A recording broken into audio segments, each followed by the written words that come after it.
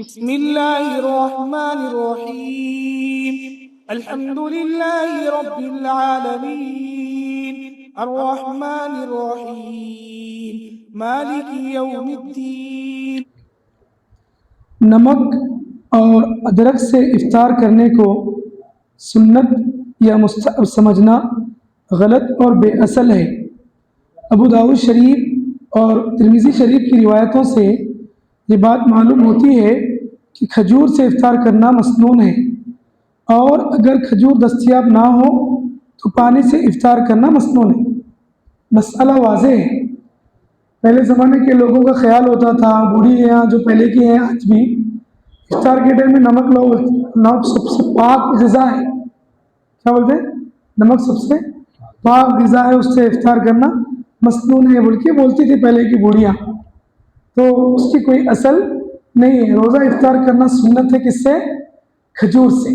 ابو داؤد اور ترمذی شریف کی حدیث سے ثابت ہے۔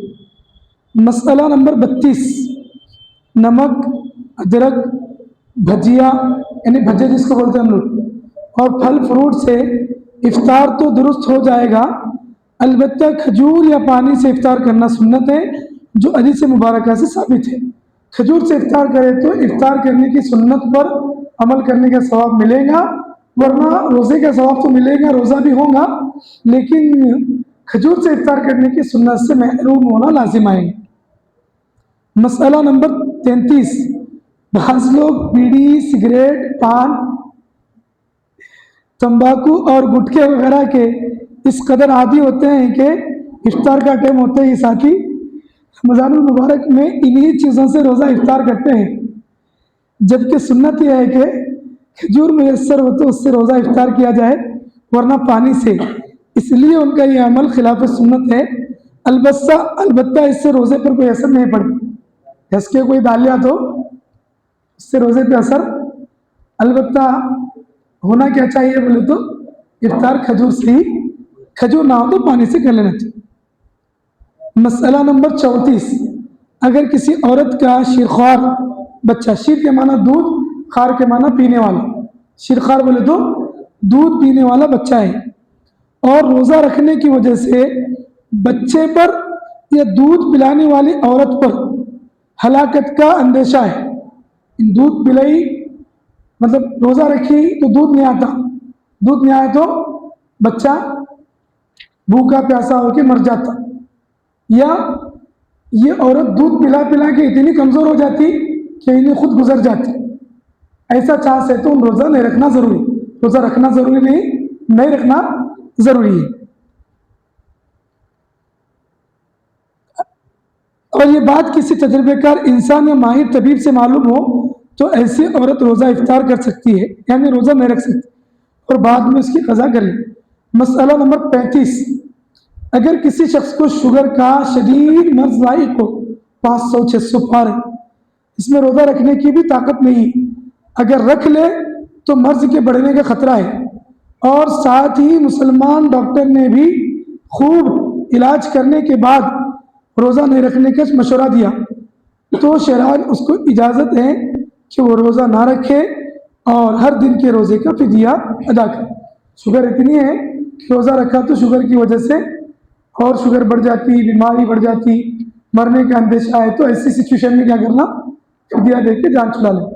2 دن پہلے ایک ساتھی مسئلہ پوچھے تھے آنکھ میں دوا ڈالنے کا، آنکھ میں دوا ڈالنے سے روزہ نہیں ٹوٹتا۔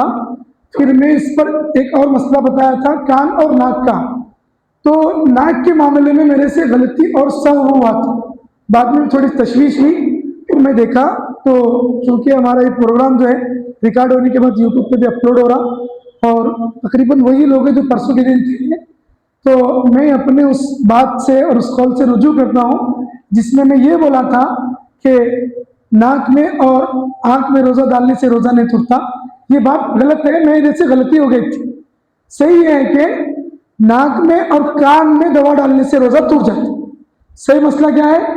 ناک میں اور کان میں دوا ڈالنے سے روزہ ٹوٹ جاتا، اور آنکھ میں دوا ڈالنے سے روزہ نہیں ٹوٹتا۔ ٹھیک ہے، اگر کسی کو کچھ پوچھنا ہو تو پوچھ سکتے، یہ مائک لے کر پوچھیں، آپ کی پیاری آواز یوٹیوب پہ بھی آ جاتی ہے۔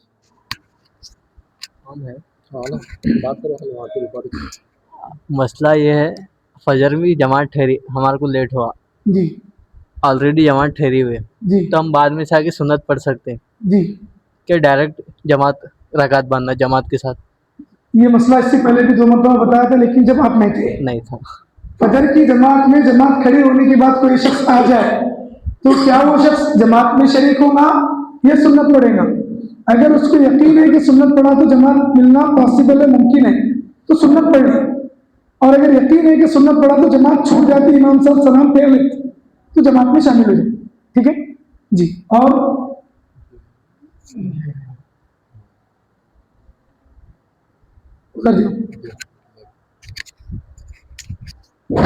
اب ہم روزہ رہے, فجر کی اور ظہر کی نماز پڑھے, اب 2 ٹائم کی نہیں ملتی, عصر کی اور مغرب کی, بازار میں بیٹھے, تو کیا روزہ ہو سکتا ہے کیا نہیں ہو سکتا؟ روزہ ایک الگ فرض ہے, نماز ایک الگ فرض ہے. آپ کا مسئلہ یہ ہے کہ روزے کی حالت میں فجر اور ظہر پڑھ لیا, بازار میں بیٹھ کر عصر اور مغرب چھوٹ جائے تو آپ کا روزہ ہوگا کیا نہیں؟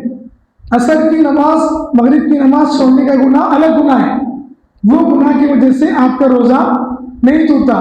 روزہ ٹوٹنے کے لیے انسان کے پیشاب پیخانے کی جگہ سے یا منہ سے پیٹ تک کھانے پینے کی کوئی چیز یا دوا کی کوئی چیز, کھانے پینے کے راستے سے اور پیشاب پیخانے کے راستے سے انسان کے پیٹ تک یا دماغ تک, انسان کے پیٹ تک یا دماغ تک کھانے پینے کی کوئی چیز یا دوا کی کوئی چیز چلی جائے تو روزہ ٹوٹتا. تو نماز پڑھنے میں نہ آپ کچھ کھا رہے نہ کچھ پی رہے, نماز چھوڑنے میں بھی نہ کچھ کھا رہے نہ کچھ پی رہے, اس لیے آپ کا روزہ نہیں ٹوٹے گا. لیکن رمضان کے دنوں میں تھوڑا بہت تھیلے اولے چٹپٹی وغیرہ اپنے مال پہ اڑا کے 5 منٹ 7 منٹ نماز کو لگ جانا, خالی سلام کر کے اٹھ کے باقی نماز نہیں چھوڑ. جی کسی کو پوچھنا ہو تو میں پوچھے آپ.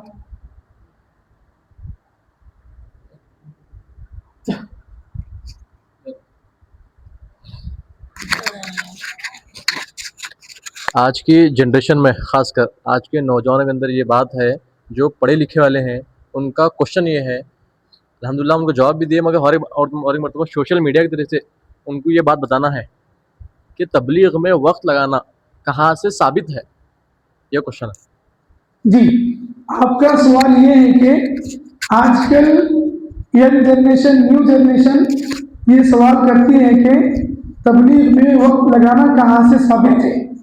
سب سے پہلے تو یہ بات واضح اور صاف ہو جائے, ہمارے جماعت کے ساتھیاں بھی ہیں, کہ ہم جماعت کے کام کو جو تبلیغ سمجھتے ہیں, صرف جماعت کا کام تبلیغ ہے, یہ غلط بات ہے. ٹھیک ہے, سمجھ میں آ رہی بات؟ نہیں آ رہی؟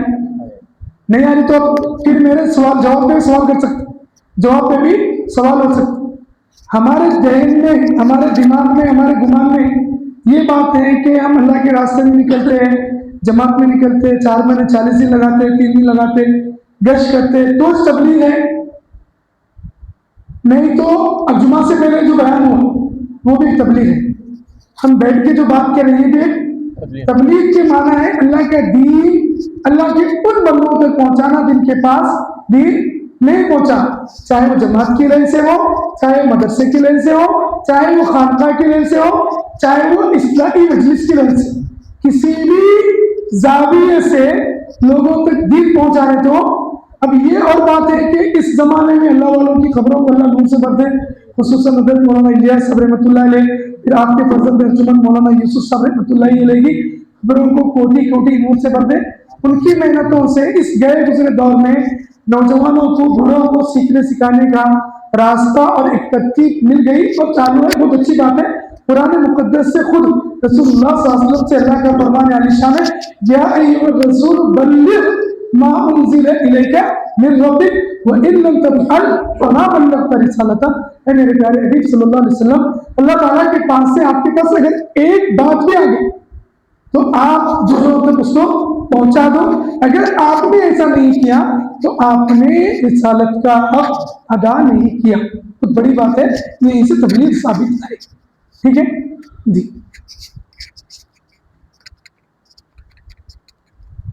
وہ سوال کرنے والا ہے نہیں تو کل اور کوئی کر سکتے ہیں, یا پھر وہ سوال کرنے والے بھی آئے تو انشاءاللہ وہ جواب کر دیا جائیں. اللہ تعالیٰ سے دعا ہے کہ اللہ ہم تمام کو شریعت کے مسائل کو سمجھ کر اس پر عمل کی توفیق عطا فرمائے. سبحان اللہ وبحمدہ سبحانک اللہم وبحمدک ونشہد ان لا الہ الا انت نستغفرک ونتوب الیک. سبحان ربک رب العزۃ عما یصفون وسلام علی المرسلین والحمد للہ رب العالمین.